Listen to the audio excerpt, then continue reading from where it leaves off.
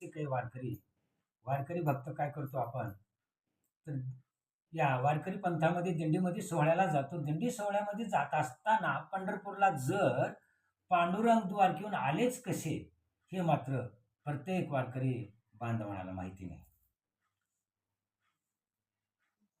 आणि हे माहिती नाही म्हणून याच्यासाठी आपल्याला द्वारकेहून का आले, कारण कारण, कार्य आणि कर्तव्य हे कशासाठी आले, तर फक्त आपल्या कर्तव्यासाठी आले. पण कारण आधी घडावं लागतं. कारण घडल्याशिवाय कर्तव्य किंवा कार्य होत नाही. म्हणून तिथं कारण काय घडलं?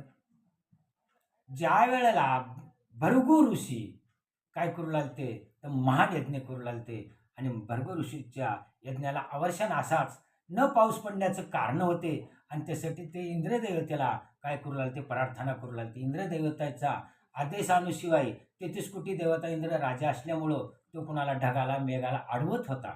म्हणून त्यावेळेला भृगु राजे ऋषी यज्ञ करत असताना तिथं संत असणारे आणि ब्राह्मण असणारे नारद मुनी गेले. नारद मुनींनी सांगितले की कशासाठी, तर याचं करण्यासाठी.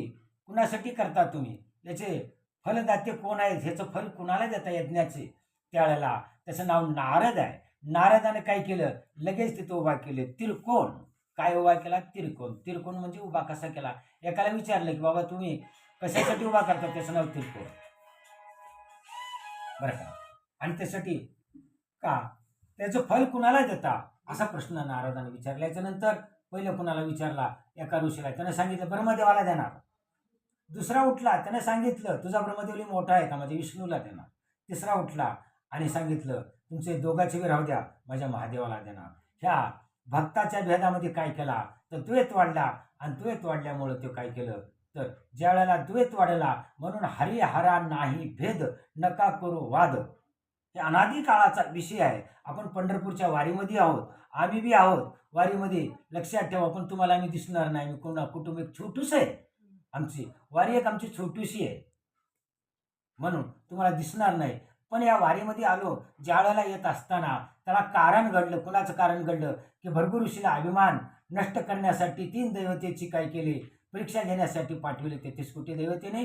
आणि त्या यज्ञाच्या लोकांनी अध्यक्ष करून, अध्यक्ष होणं साधी गोष्ट नाही. तुम्ही दिंडीचे अध्यक्ष आहात, पण जबाबदाऱ्या किती आहेत लक्षात ठेवा. म्हणून भृगु आले आणि भृगु आल्याच्या नंतर ते काय केले, आता बरेच ब्रह्माकडे भेटले. आता तेवढी मोठी कथा ह्या एवढीमध्ये बसत नाही. त्यासाठी तुम्हाला योग्य वाटलं तर तुम्ही त्याला लाईक करू शकता. पण पुढी कथा चालू आहे, ते कथेकडे तुम्ही विसरा. लाईक करा न करा, तो परमेश्वराची मर्जी आहे.